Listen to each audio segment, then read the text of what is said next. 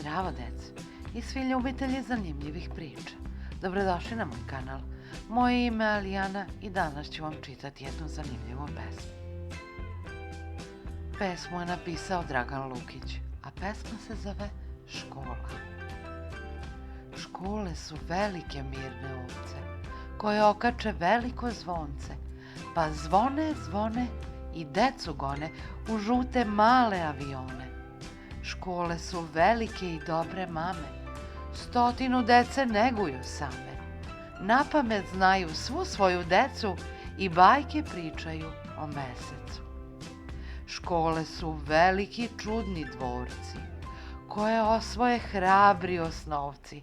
Svakog septembra puščanom paljbom i olovkama dugačkom sabljom. Svakog septembra kad jesen stupi, po 2 su borca u školskoj klupi. Želim da vam čestitam i poželim uspešan početak školske godine. I da mi budete svi odlični. Hvala vam što ste i večeras slušali pesmu koju sam vam čitala. Ako vam se svideo ovaj video, obavezno ga zasvidite i zapratite moj kanal.